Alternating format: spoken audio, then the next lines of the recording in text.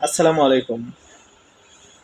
আমি প্রাণপ্রিয় এমপি মহোদয় এস ফয়সল সাহেবের দৃষ্টি আকর্ষণ করছি।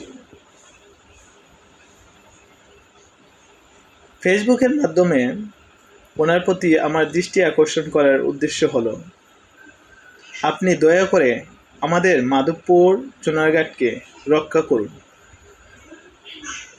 মেডিকেল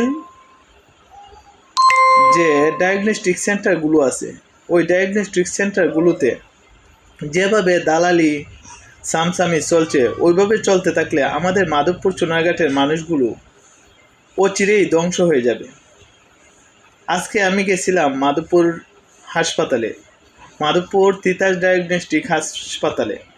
সেখানে গিয়ে যা পরিস্থিতি দেখলাম, ওই পরিস্থিতিতে একজন রুগী তার সেবা পাওয়ার কোনো যোগ্যতাই রাখে না। বলতে পারেন কেন? যে রিপ্রেজেন্টেটিভগুলো আছে, ওই রিপ্রেজেন্টেটিভগুলো দেখা গেছে রুগীর আগে তারা ডাক্তারের সাথে দেখা করে। তার মানে বোঝা গেল ডাক্তাররা কিছু জানে না।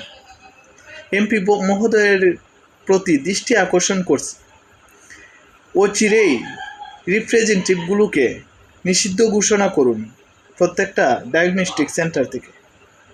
9টা থেকে রুগীগুলো অসহ্য ব্যথা নিয়ে বসে আছে, অথচ ডাক্তার আসছে 11টা, 11:30টার সময়। আসার সাথে সাথে রিপ্রেজেন্টেটিভগুলো লাইন ধরে থাকছে, অথচ রুগীগুলো অসহ্য ব্যথায় কাতরাচ্ছে। সেই খবর কেউ নিচ্ছে না। আমি জানতে চাইলাম কেন, তখন বলল তার ডাক্তারের নাকি অনুমতি আছে।